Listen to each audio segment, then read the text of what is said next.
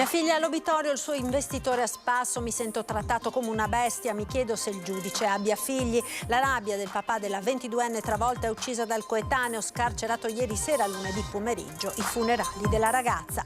Servono pene certe e rigorose per chi commette un reato, l'appello del sindaco di Treviso al ministro della giustizia Nordio durante la cerimonia del 4 novembre. Conte chiede anche di tutelare gli amministratori nelle loro funzioni. Colpisce più volte la compagna alla testa con un mattarello, poi chiama i carabinieri e dice: l'ho uccisa, ma la donna è ancora viva. 58enne tunisino arrestato per tentato omicidio a Oderzo. Sniffa droga in pieno giorno alla stazione ferroviaria, polemiche a Padova per il video shock diventato virale in rete, a postarlo anche Salvini. Senza sosta le razzie sulle auto, la caccia di pezzi di ricambio da rivendere all'estero, l'ultimo colpo in ordine di tempo a Campo d'Arsego. A 4 anni da Vaia la rinascita delle aree devastate dalle tempeste parte da Marcesina con la ricostituzione di 6 ettari di bosco e la messa a dimora di 9.000 alberi. 4 novembre 1966 la grande alluvione, gli effetti a Zenson di Piave sono diventati un libro con le testimonianze dei drammatici momenti e ora anche un filmato realizzato da 2 fratelli in quei giorni di paura e disperazione. Buonasera, ben ritrovati con l'edizione del Veneto dei nostri telegiornali. In primo piano la tragedia di Pieve del Grappa. Al ragazzo che ha ucciso Miriam è già stata ridata la libertà, può fare una vita normale. Io sono stato all'obitorio oggi a vedere mia figlia, lui se la spassa. Sono queste le parole di Giovanni Ciobanu, papà di Miriam, la 22enne travolta e uccisa la notte di Halloween da Alessandro Giovanardi, il 23enne di San Zenone, che ieri è stato scarcerato dal GIP come richiesto dalla procura. Ciobanu, che oggi pomeriggio è stato sul luogo dell'incidente, ha aggiunto: hanno rimandato a casa una persona che, ubriaca e drogata, guidava una macchina a forte velocità e come se avesse avuto in mano un'arma. Sono deluso, mi sento trattato come una bestia. Intanto è stata fissata la data dei funerali di Miriam. La cerimonia si terrà lunedì alle 15 con una veglia di preghiera nella chiesa parrocchiale di Onè di Fonte. La salma partirà dall'obitorio di Montebelluna. A celebrare il rito sarà Don Gabriele. Nel pomeriggio di oggi intanto il sindaco di San Zenone è tornato a far visita alla famiglia Giovanardi, dove appunto da ieri sera è tornato a casa Alessandro, e le parole del papà di Miriam le sentiremo più tardi alle 19:30 nel TG di Treviso. Intanto la tragedia della famiglia Ciobanu è stata raccontata oggi ai ragazzi di poco più giovani di Miriam e Alessandro, che hanno seguito il corso per la sicurezza stradale organizzato dalla provincia di Treviso. Anche oggi sui giornali io leggo i commenti della mamma di quella ragazza investita a Pieve del Grappa, morta, di chi guidava, entrambi 22enni o 23enni. Non si può ricondurre alla fatalità questa cosa. Nel foyer della provincia di Treviso il presidente Stefano Marcon parla di Miriam Ciobanu, racconta agli studenti alla loro prima lezione di sicurezza stradale che cosa è accaduto quella notte, quell'attimo di distrazione, quell'incoscienza ed ora quella ragazza che non c'è più.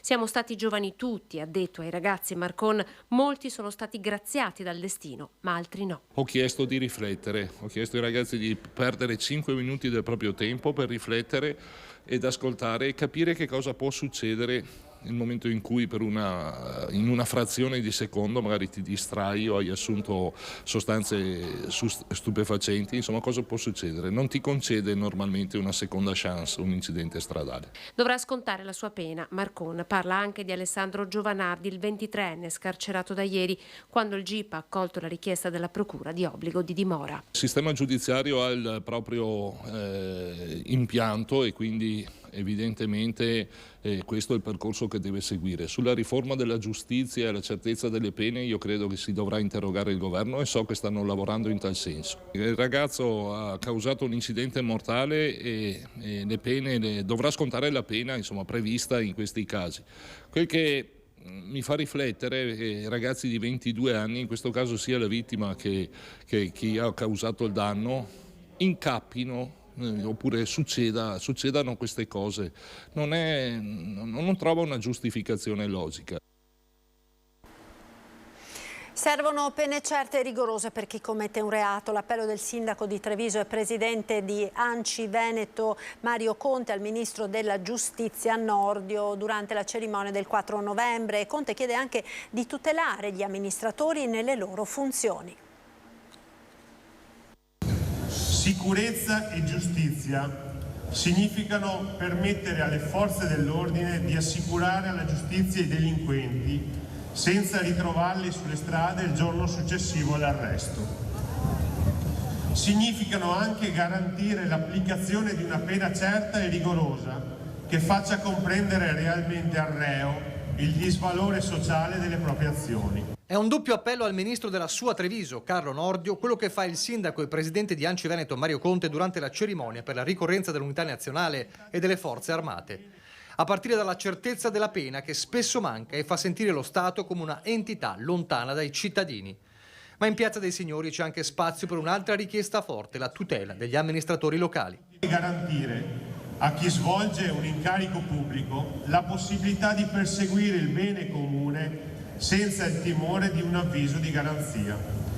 La penna che i sindaci e gli amministratori impugnano per firmare atti e documenti porta con sé la responsabilità affidata dai cittadini, ma questa responsabilità non può essere intaccata dalla comprensibile paura di un processo per abuso d'ufficio.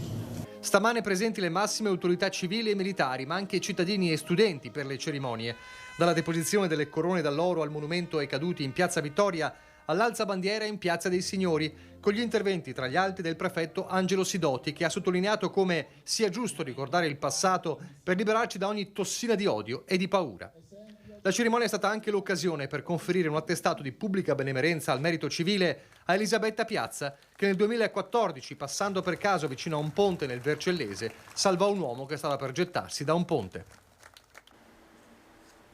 Ancora cronaca, colpisce più volte la compagna alla testa con un mattarello, poi chiama i carabinieri e dice l'ho uccisa, ma la donna fortunatamente è ancora viva.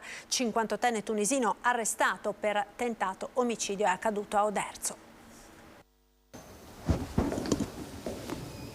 Io sentivo urlare, ho sentito urlare, però ti ripeto, siccome lo sentivamo spesso, a volte magari, però è anche vero che quando si litigano sentivo due voci, io ne ho sentito solo lei urlare, non è che ho sentito la voce di lui. Il racconto drammatico di una vicina di casa. Tutto è accaduto intorno alle 9:30 in questa palazzina di via Sgarbariola a Oderzo, poco distante dall'ex caserma Zanusso.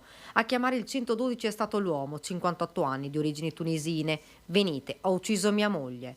L'aggressione in questo appartamento, ora sotto sequestro. Le urla udite dai condomini. Tutti pensavano fosse l'ennesima lite, invece il dramma si stava consumando fra le quattro mura di casa. Sentivo un po' correre, tant'è che mi sento molto in difetto di non aver chiamato subito, però io, siccome lavoro di sera, mi alzo tardi, ero a letto alle 9:30, per cui ho sentito sto casino, ho detto Madonna, ma... E dopo, per cui per un bel pezzo sentivo anche che andava avanti e indietro per l'appartamento. Probabilmente tentava di fuggire. Sì, esatto. Colpita più volte con un mattarello alla testa, la 46enne è rimasta a terra inerme fino all'arrivo dei sanitari del 118. Solo in quel momento ha capito di essere salva, lontana da quella furia. Questa non era la prima volta. Tu abiti nello stesso piano della signora? Sì, diciamo che non è la prima volta che intervengono i carabinieri, si sperava di non arrivare a questo punto, insomma, quello sicuramente, però non è la prima volta che succede un episodio di violenza domestica in quella casa. Ecco, ci dicevano fra l'altro che già 2 anni fa aveva tentato di ucciderla. Sì, era successo, era stato allontanato da qualche tempo, però tornava a girare da queste parti, quindi si vede che era stato riaccettato in casa. La coppia ha 2 figli, uno maggiorenne ed una piccola di 10 anni che ora si trova da una conoscente della vittima. L'ennesima violenza domestica, un tentato femminicidio che poteva finire in tragedia. Un uomo di cui in molti avevano paura. Io sicuramente, che lavoro di sera e torno la sera tardi, l'idea di avere uno così qua, sì. A me indisponeva l'idea di avere un uomo così sotto di me. La 46enne lavora in un asilo, tranquilla e sempre gentile, la descrivono. Forse credeva che il compagno avrebbe potuto cambiare, essere diverso. Oggi l'ennesima lite sulla quale stanno indagando i carabinieri. Sta creando non poche polemiche il video di un uomo sorpreso a sniffare cocaina in stazione, le immagini condivise via Twitter anche dal ministro Matteo Salvini. Striscia pronta, gesto veloce. Il video immortala un giovane mentre sta sniffando una dose di cocaina sulle pensiline della fermata degli autobus. La scena avviene in pieno giorno in stazione a Padova. Le immagini sono state divulgate dalla pagina Facebook di Welcome to Favela per denunciare una situazione di degrado, ma come spesso avviene con questi video è stato subito oggetto di grande attenzione politica. Le immagini, una decina di secondi appena, sono diventate in pochi minuti virali e sono state rilanciate anche dal ministro alle infrastrutture Matteo Salvini, che ha condiviso il video sul suo account Twitter scrivendo: stazione ferroviaria di Padova e c'è pure chi propone leggi per la droga libera. Senza dubbio è noto che la stazione padovana sia un luogo dove lo spaccio di droga avviene di frequente e questo video, che riprende il consumo di cocaina in pieno giorno, riaccende i riflettori su uno dei luoghi più difficili della città. E a Padova, per le celebrazioni del 4 novembre, oggi c'era anche il neo sottosegretario Andrea Ostellari, che è tornato a parlare del tanto discusso decreto anti-rave ed ha annunciato un pugno di ferro contro lo spaccio di droga e le baby gang. Abbiamo dato come governo una risposta a un fenomeno che è presente, che doveva essere regolato, e credo che l'impianto di questo progetto, di questa norma, debba essere difeso. Il sottosegretario alla giustizia Andrea Ostellari rivendica la necessità del decreto anti-rave, una misura che sta facendo discutere in questi giorni. Il senatore non esclude che la norma possa essere ritoccata nel suo passaggio in Parlamento, ma ne giustifica l'urgenza e l'opportunità. Sull'opportunità noi rispondiamo con provvedimenti a problemi che evidentemente ci sono nel Paese. Quindi il rave party è un fenomeno che è avvenuto, che è comparso in quella circostanza, e il governo, a mio avviso, ha fatto bene ad intervenire. Quindi questo è il messaggio che vale per il Paese e per coloro che quindi si aspettano da questo Paese il rispetto delle regole. Ostellari assicura che come sottosegretario alla giustizia porterà avanti i temi cari alla Lega, come la lotta allo spaccio. No allo spaccio, no anche al piccolo spaccio, cioè per noi non c'è una grande differenza tra il fenomeno dello spaccio, diciamo così, industriale, piuttosto che quello di piccolo spaccio, anche perché il piccolo spaccio purtroppo oggi caratterizza molte nostre città. E annuncia il pugno di ferro anche contro le baby gang. Affronteremo e dovremo affrontare anche il fenomeno delle baby gang. Se ne è parlato tanto, è un altro fenomeno che va affrontato con serietà e tenendo presente che quindi va dato un messaggio chiaro ai giovani e va dato un messaggio chiaro anche ai genitori, che devono compiere un importante ruolo, che è quello dell'educazione. A Vicenza ora con l'occupazione abusiva di Palazzo Trissino da parte dei No-TAV, la Digos ha denunciato 17 persone.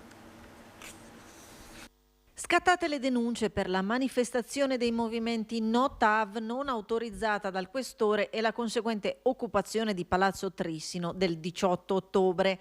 Al termine delle indagini effettuate con il supporto delle immagini, la Digos ha denunciato alla Procura di Vicenza 17 persone.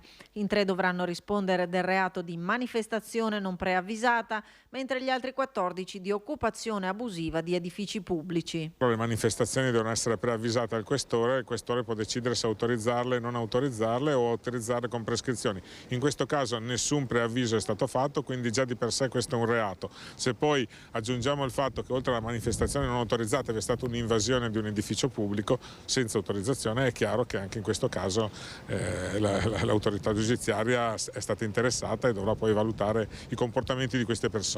In quell'occasione una cinquantina di attivisti si erano introdotti all'interno della sede del comune per una manifestazione di protesta con lo scopo di far convocare un consiglio comunale straordinario per discutere sul progetto della linea TAV riguardante l'attraversamento di Vicenza.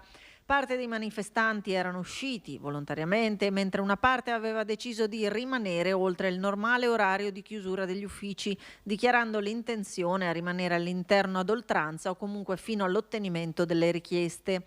Vista l'opposizione a lasciare lo stabile, si era reso necessario lo sgombero coatto. Non è giusto che venga interrotto l'attività di pubblico servizio di un'amministrazione comunale, anche per una legittima manifestazione del proprio pensiero. Ci sono tanti strumenti per manifestare il proprio pensiero in maniera democratica e rispettosa delle regole. Continuano le razzie sulle auto alla caccia di pezzi di ricambio, l'ultimo episodio in ordine di tempo a Campodarsego. Hanno tagliato la recinzione di casa e alla sua auto hanno letteralmente staccato cofano, fari, sensori, radar e persino le spazzole del tergicristallo. È solo l'ultimo in ordine di tempo il colpo messo a segno dalla banda dei pezzi di ricambio lungo via Caltana di Campodarsego ai danni di un imprenditore che così si è sfogato sui social.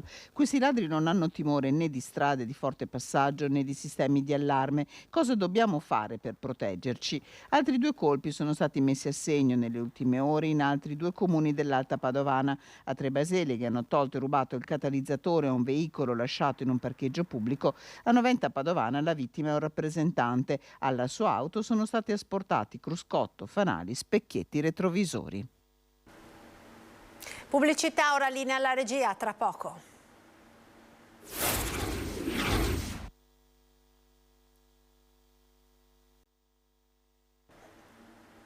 Rieccoci in diretta con la prima edizione dei nostri telegiornali del Veneto. 4 anni dopo Vaia, Marcesina si prepara a rinascere e guarda al futuro grazie al maxi progetto che vede pubblico e privato andare a braccetto per dare un nuovo volto alla Piana Incantata.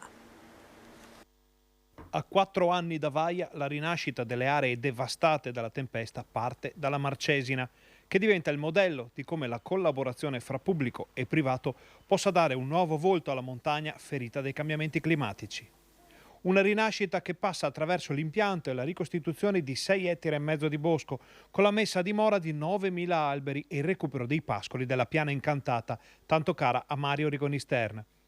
L'intervento, organizzato da Legambiente in collaborazione con Coldiretti, Comune di Enego, privati e finanziatori, dona una nuova speranza all'altopiano tramite un progetto che sarà strutturato in questo modo. Si è deciso di adottare un approccio più in linea con quelle che sono un po' le dinamiche naturali, per cui andando a piantare un numero di specie più vario, la piantagione delle piantine per gruppi e con l'affiancamento di queste piantine a quelle che è la rinnovazione già presente nei siti. Poi in altre aree, a seconda della vocazione che queste prevalentemente possono avere, si è ipotizzato di fare un recupero di superfici a pascolo, prima occupate invece da superfici forestali, e andare in questo senso ad ampliare quelle che sono le malghe, le superfici pascolive delle malghe presenti all'interno della piana. La Regione è presente perché la Marcesina è un paradigma di quello che è avvenuto in Veneto 4 anni fa.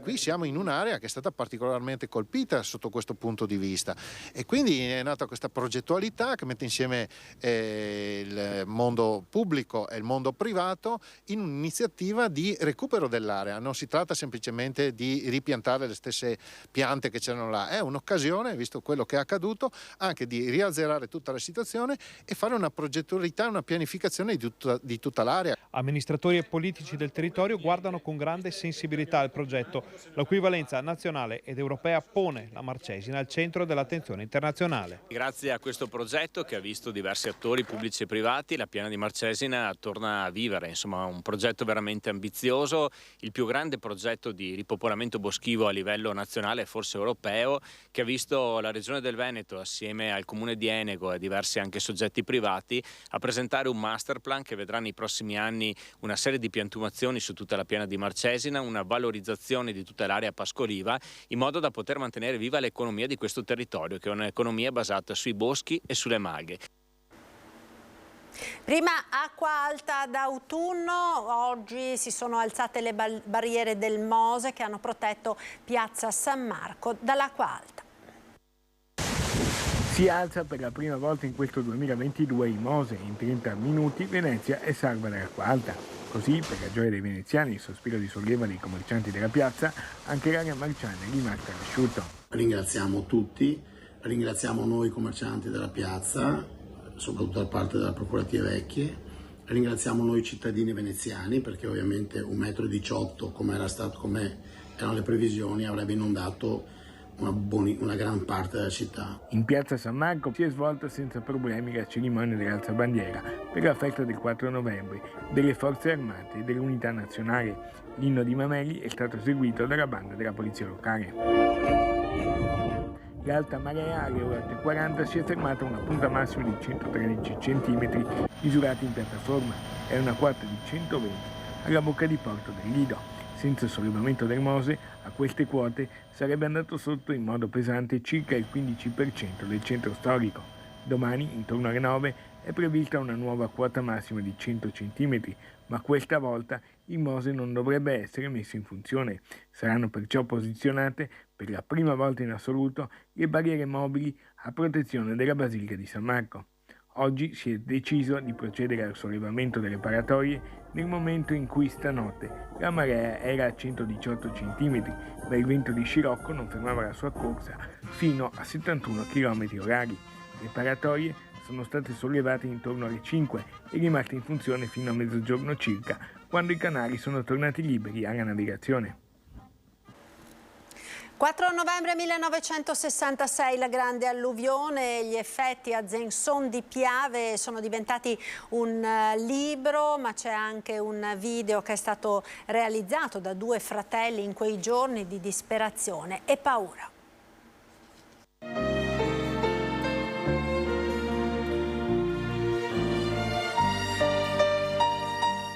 All'epoca al Vise vicino un ragazzo sedicenne si è trovato in casa circondato dall'acqua la mattina del 5 novembre e ha avuto l'idea di prendere la vecchia cinepresa, una Super 8 del tempo, del fratello maggiore Alcide, e ha voluto fare delle riprese dalle finestre della propria abitazione con uno scenario spettrale. Nei giorni successivi fu il fratello Alcide a riprendere in mano la cinepresa con una pellicola a colori per filmare la devastazione dopo il ritiro dell'acqua. A ricordare il dramma dell'alluvione del 66 è la moglie di Elvise Vicino, che dopo la scomparsa del marito ha deciso di pubblicare quei filmati. È una bella testimonianza secondo me e credo di interpretare anche le volontà di Alcide e di Elvise di voler rendere pubblico questo filmato affinché resti come testimonianza e di monito per le generazioni future e anche per le autorità competenti che dovranno affrontare questo tipo di problemi sempre più comuni. L'alluvione di Zensón raccontata da chi l'ha vissuta ora è anche un libro scritto da Carlo Dariol e Gualtiero Bisiol, che ha raccolto le testimonianze degli abitanti ma ha anche vissuto quei giorni drammatici, molti i ricordi tragici ma anche curiosi, come la visita ai luoghi dell'alluvione dell'allora Presidente della Repubblica Giuseppe Saragat. Ho preso la bicicletta, sono andato là e veramente si erano impiantati sul fango che c'era. Li ho aiutati a tirarsi fuori, gli ho insegnato che strada dovevano prendere per andare a Treviso. Hanno voluto vedere appunto dove proprio il Piave aveva rotto. Tra l'altro mi diede anche 5.000 lire che mio padre le conservò come una reliquia perché ero orgoglioso, queste le ha date Saragat a mio figlio. Ed è tutto per questa edizione, grazie per essere stati con noi, vi lascio come sempre alle previsioni del tempo, il meteo. Arrivederci.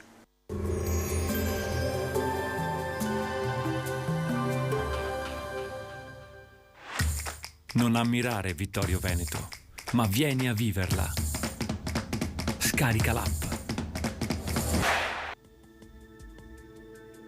Bentrovati al meteo. La perturbazione si sposta verso i Balcani, migliora dunque il tempo sul nostro territorio.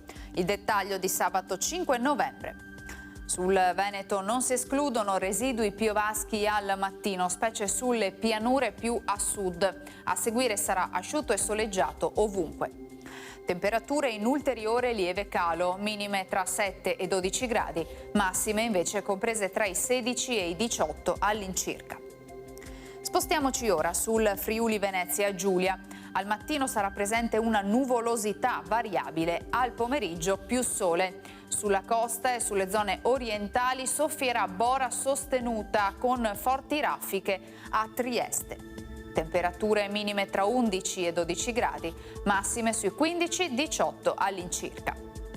Infine diamo uno sguardo alla situazione del Trentino Alto Adige, dove sarà in prevalenza soleggiato ma freddo e ventoso. Temperature minime, infatti, intorno ai 3-6 gradi, massime sui 16 all'incirca. Dal meteo per ora è tutto, vi auguro un buon proseguimento in nostra compagnia.